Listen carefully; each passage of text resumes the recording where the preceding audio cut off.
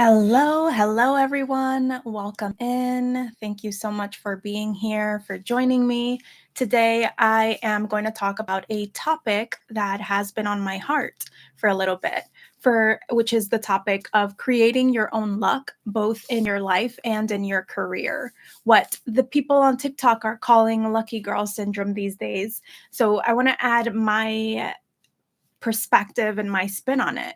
For those who are new here, my name is Eileen Nazario, and I love to talk about careers from the perspective of spirituality, femininity, really getting yourself to build your heart's legacy, building your career through your heart. And of course, careers are not limited to the corporate world, a job. A career can be your entrepreneurial path, it can be a mom having a career as a mom, as a stay-at-home wife. So I love to speak from my own personal experience, and my personal experience is mostly focused on right now in my life, the career path in terms of jobs and entrepreneurship. So let's dive right in. What does it mean to be lucky, to get lucky in life? And is that even really a thing? Do people just get lucky, or are you able to create your own luck? Based on my experience, whenever I do something grand in my life that people are like in awe of, they ask, how you did it? What did you do? Sometimes the question might be like, did you just get lucky? Wow, you're so lucky. And I hear that when I think about other successful people and hearing what people have to say about them, like that they just get lucky or they just got lucky. The question is, if someone just got lucky, then how do you create your own luck when it comes to getting opportunities that you desire, when it comes to being open and receiving opportunities from the jobs that you want, the speaking gigs that you want, new clients, all of that. How do you get lucky and create those opportunities from your from yourself? And I want to speak from my personal experience, from what I've seen mentoring others, but also from what I have seen studying some of the most successful people in the world and the people that I personally admire. So I want to dive into this concept of the lucky mindset that Richard Wiseman, who is a professor of psychology in London, speaks a lot about. And one of the first things that he mentions is openness to opportunities. Like, do you say yes to opportunities that present themselves? To me, I think this is one of the most grandest ways to create your own luck, because when you are open to opportunities, you really become a vessel for luck to flow through you. When an opportunity presents itself, are you first able to identify that this opportunity, that this thing that just came up for you is an opportunity in and of itself? If the answer is no, you're not able to identify that, then that's where you really want to focus in a lot of your work, because when you are open to opportunities coming to you, then you have to first be able to acknowledge that there is an opportunity standing right in front of you, and then be able to say yes to it. So I think this is a major key. For example, when I am out and about in like a networking event or something, and there's a goal that I have in mind, there's either a job that I want, a company I want to get a job at, a new client that I desire, or someone who I want to mentor me. If I am in this networking event and I see that that person is, let's say, speaking on stage, I see that as an opportunity because that person is connected to that goal. That person has the ability to help me get closer to that goal. And therefore, if that person is on stage and I'm in the room, I see that as an opportunity for me to connect with them. So, what do I personally do? I make sure I sit close to the stage so that by the end of this person's talk, if they come down to speak to people, I am right there, ready to take the opportunity to go and speak to this person. So, this is just one example of what it means to be open to opportunities, but then first be able to identify that there's an opportunity right in front of you and then be able to grab at it. And of course, the element of fear is going to come up. This is one of the things that comes up very frequently when I work with my clients. Like, I see the opportunity. I know I can take the opportunity, but I'm afraid. And I think a lot of the fear comes from lack of experience, lack of practice. Because trust me, when I first started with like networking, meeting people, grabbing at opportunities, it was the lack of experience that made me question so many things. Well, how do I go up and say hello? How do I initiate the conversation? How do I make sure I'm not bothering the person and taking too much of their time? Well, as you flow through your life, as you flow through these experiences, you start to be able to pick up on the nuances of social dynamics in that space. And that comes with experience. You have to stumble a little bit, you have to fail a little bit in order to be able to then know those nuances very well. So that's openness to opportunities, grabbing at those opportunities, and then being able to take action on it once you see it present itself, moving past the fear of what could go wrong. So practice is very helpful, but it also comes down to being okay with the fear being present. I think this is one of the things that I personally have had to learn so deeply in my life. How do I move forward with an idea? How do I move forward with a desire, even when I feel fear? This is major, major, major, major, because fear is probably always going to be there. Think about public speaking. Me personally, I love speaking in public. I did not love it when I first started doing it back in college. But after doing it 3, 4, 5 times, I'm like, wow, I love it. I love being on stage. I love sharing my thoughts with people. And it just feels really good and natural once I'm doing it. But fear always shows up for me prior to the beginning of me speaking publicly. There's always that element of fear. So I've learned that fear doesn't mean don't do the thing. It's just something that is a little tiny obstacle you have to step over in order to do the thing. So that's that. The next thing that this professor spoke about was listening to and trusting your intuition. And goodness gracious, I hear all of the smartest people in the world, all of the most successful people in the world talking about trusting your intuition. And it's wild how much this helps, how much magic comes from the ability to really listen to your gut. And this is something that I really want to dive deeper into and study a lot more, like intuition. How does it work? And really, it's about pattern recognition. You are able to identify a pattern. If, you know, you notice that every time you drink green smoothies in the morning, you feel really great throughout your day. You notice that pattern, and therefore you are more likely to your gut is more likely to tell you in the morning, hey, drink a green smoothie. And if you listen to that intuition, to that gut feeling, then you're able to do that more frequently. So, listening to and trusting your intuition is really, really, really important when creating your own luck, because your intuition knows things that you consciously don't know. It sees things that you're not consciously aware of.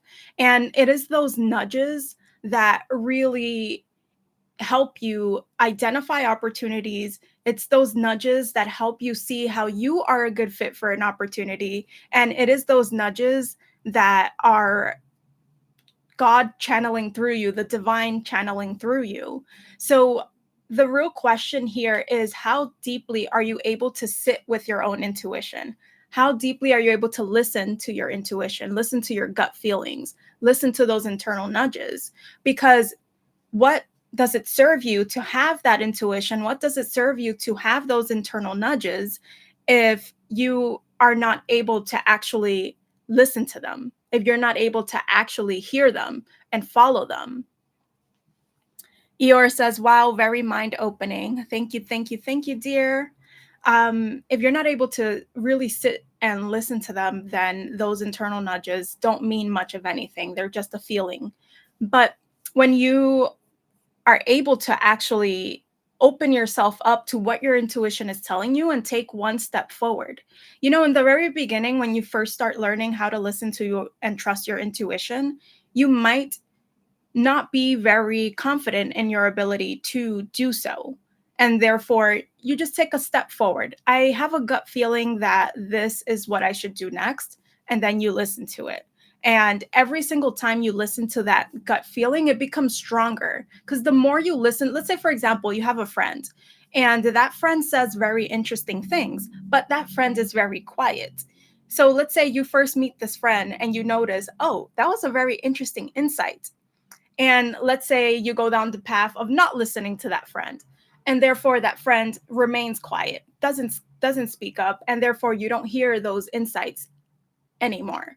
But let's say you went down the path of listening to that friend and they said something insightful and you're like, oh, that was interesting, tell me more, I want to hear more. That quiet friend, that person who was once very quiet giving those insightful nudges, will start more frequently speaking up in your presence because you listen, because you value it. And that's exactly what happens with your intuition. Kiara says, as a sacral generator, I definitely need to listen to my gut. Yes, yes, yes, yes. If this is part of your design, then it's very, very, very important to actually listen to those things, because that's what will propel you forward. It is what will guide your path. And we all need guidance in life, right? But the best guidance we can get is from our internal intuition, from whatever it is that we're channeling from the higher powers that we listen to. So, trusting your intuition will get you in rooms that you need to be in. It will get you in partnerships and collaborations that you need to have. Listening to your gut and your intuition will help you create the things that you need to create in order to bring luck forth to you, in order to invite luck into your life. So, listen to those nudges, listen to those internal desires, those internal pings of maybe you should try this. Give it a try, take action on it, and see what happens. And if it works out, you're going to want to do it more and more and more and more frequently until you get to a point where it's like you always listen into your intuition. Your intuition is your first stop. Once you get to that point where your intuition is your first stop, your first um the first thing you go to, then things just, the momentum builds up faster and faster and faster, and you start drawing in more luck. Why do you think people say the rich get richer?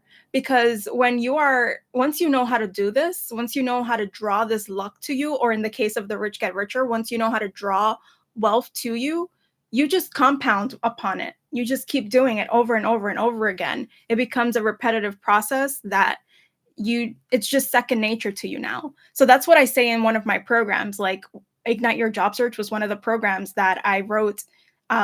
Once you learn how to get the best jobs, you just keep doing it over and over again. It's like second nature. So now for me personally, any tech company that I want to work at, it's like I know exactly what to do.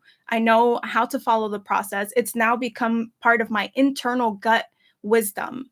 And now I can listen into my internal gut and know what to do with the little nuances that pop up. So the next thing is being optimistic and believing in the future.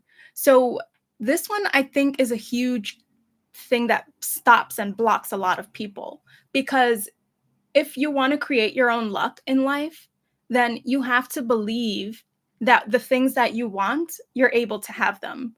So let's say luck in and of itself. If you don't believe you are lucky, how will you ever create your own luck? If you don't believe that you are able to get the best opportunities, how will those opportunities ever come to you? If you don't believe that you're able to get the best companies, how will you ever get the best companies? If you don't believe that you're able to get the best clients, the most dreamy clients that you envision having, how will you be able to get that? So, believing in yourself, believing in what's possible in life is huge.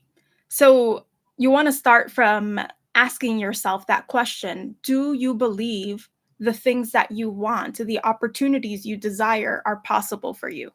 That belief is everything. And of course, sometimes The beliefs that we have are not necessarily always conscious. Sometimes there are subconscious beliefs that are blocking us, and you want to be able to get to a space where you're able to see what are these subconscious beliefs that are blocking you. And this is the thing about mentorship, coaching, having people on your side who are supporting you. It's very important to surround yourself with people who have beliefs that you want to have. Either those are beliefs you currently have now or beliefs that you want to go deeper into. Because when you're surrounded with those kind of people, it's like an echo chamber, right? You believe that the future is great, that there are great things coming for you in the future. So whenever a friend asks you for advice, you speak from that perspective of optimism. And it's the same way, vice versa. If you're in a room full of people who believe that, money is easy to get, then when you go forth and bring up a challenge, the people who are in that room speaking to you, advising you, are going to speak from the belief that money is easy to get.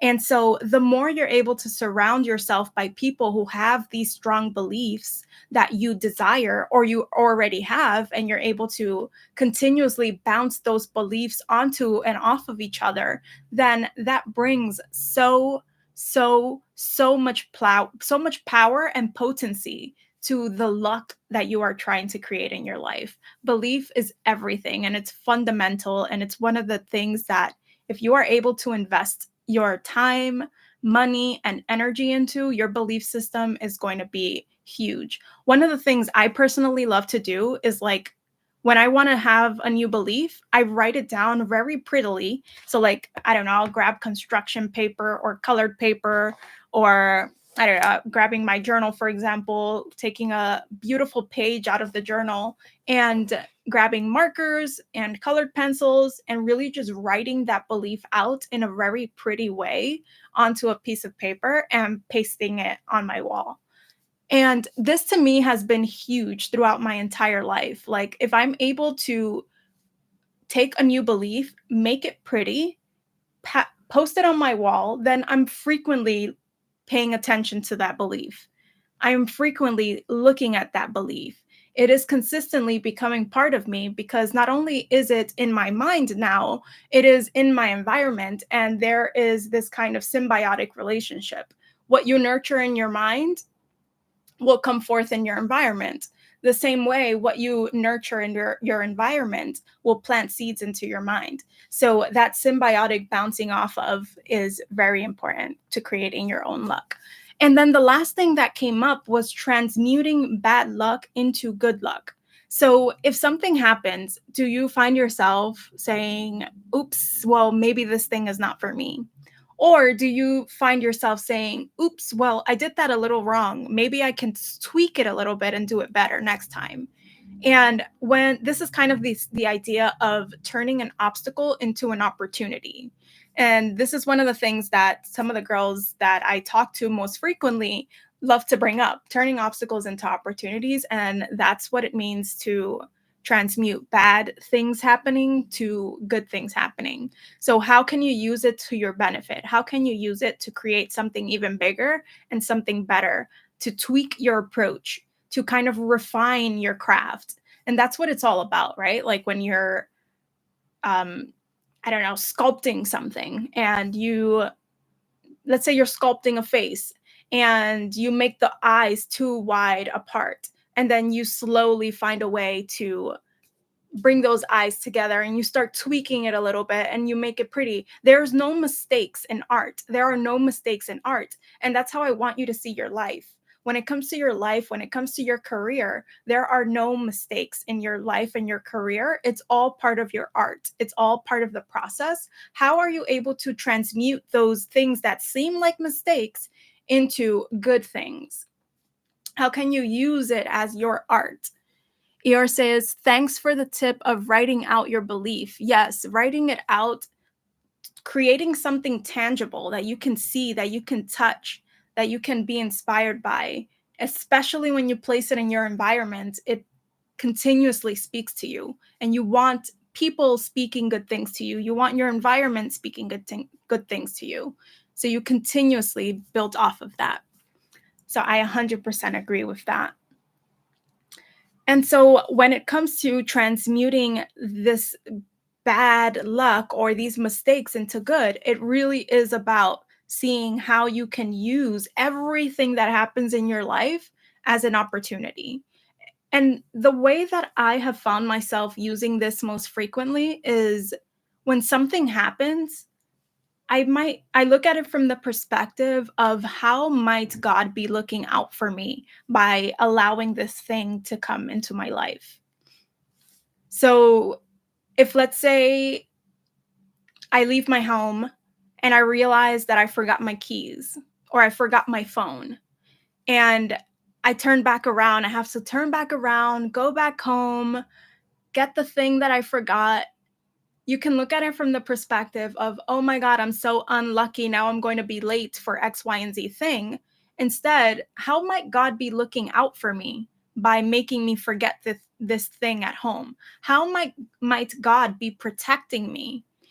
Maybe I might have gotten into a car crash had I not. This is a little a little morbid, but looking at it from that perspective, maybe I avoided something bad because I took the extra 2 to 3 to 5 minutes to get that thing that I left at home. So instead of viewing it as something bad, view it as something good that is happening for your protection, for your betterment, for your empowerment, for your safety, and to create a life where you can live out your life's purpose in terms of like doing the thing, but in terms of longevity.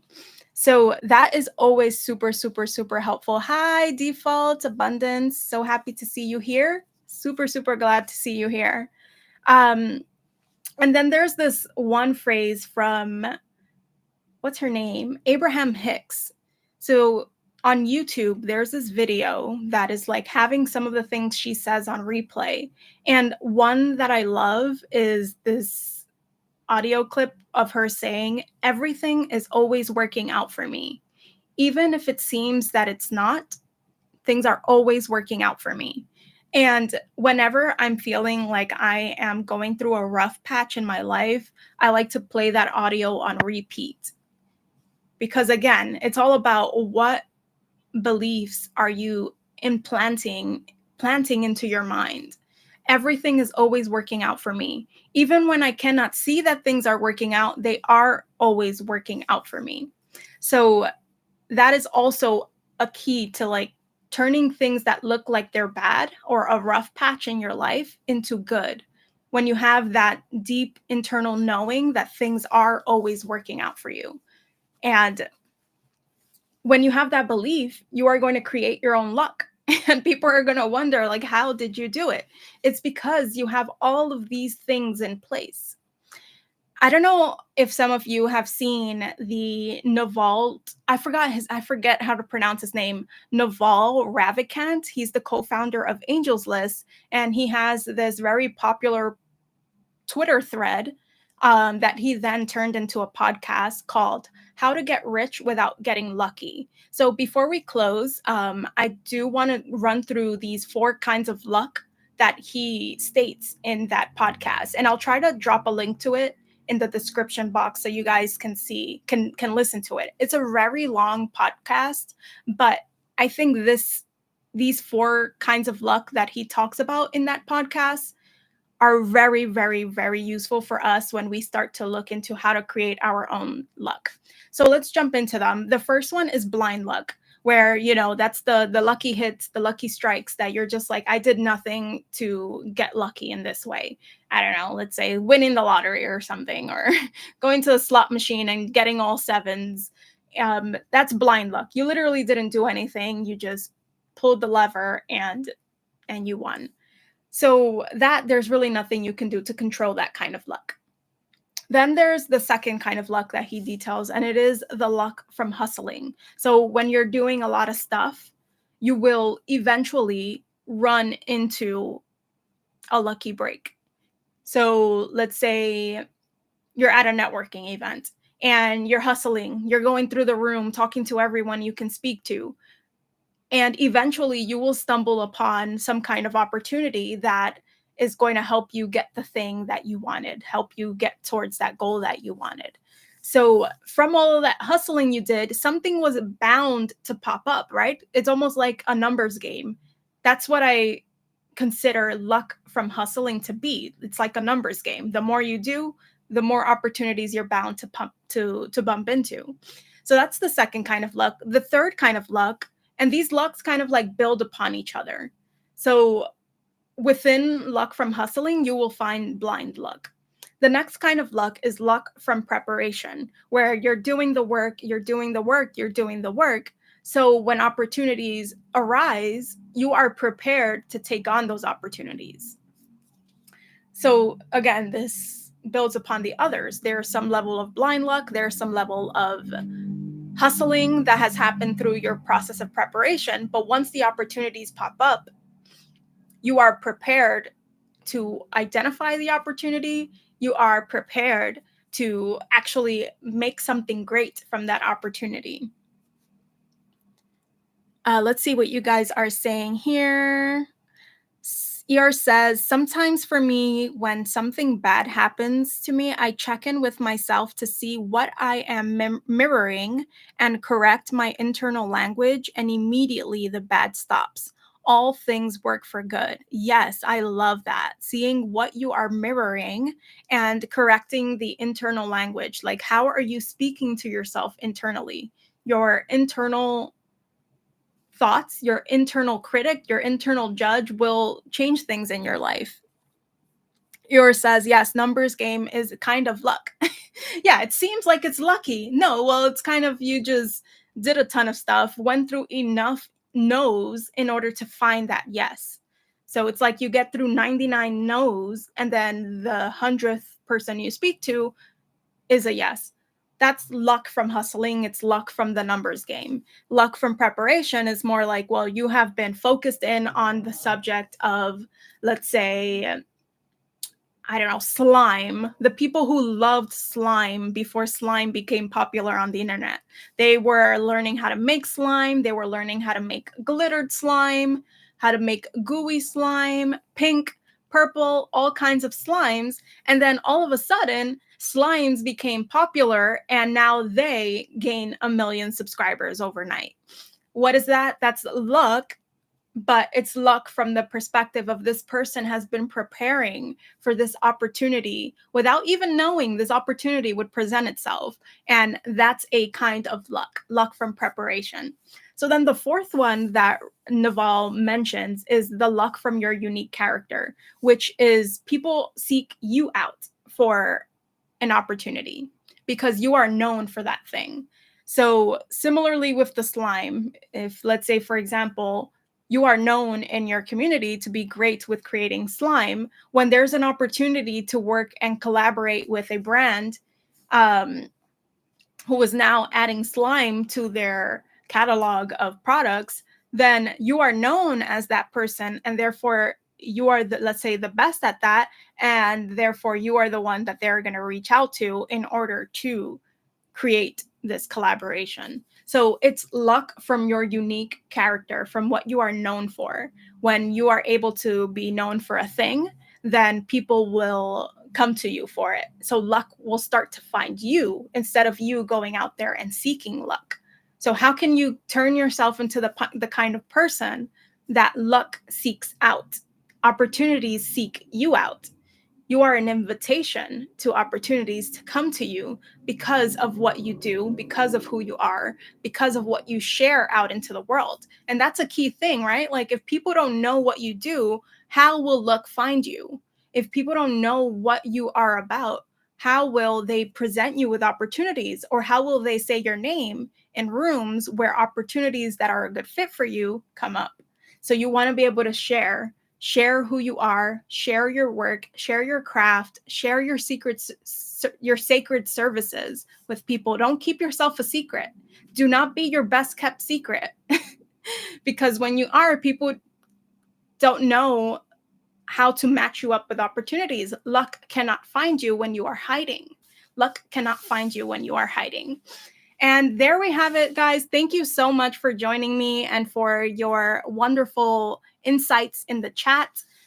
Again, for those of you who are new here, my name is Eileen Nazario, and I love to talk about careers from a more spiritual and feminine perspective, how to draw opportunities to you by radiating your heart out in all directions by being true to who you are. I next week I will be relaunching a program that I did, and I'm starting it completely from scratch. It's called the Entrepreneurship versus Employment Play Shop. So I will be running through the differences of being an entrepreneur versus an employee and what it really means to live out the trueness of who you are. Some people are meant to be entrepreneurs, and then once they become an entrepreneur, they blaze ahead. But some of those people might be stuck at jobs, and therefore they feel stuck. They feel stuck. They keep hitting upon a wall. Well, that's because they're trying to live within a box that they don't fit in, and it's a really tight box.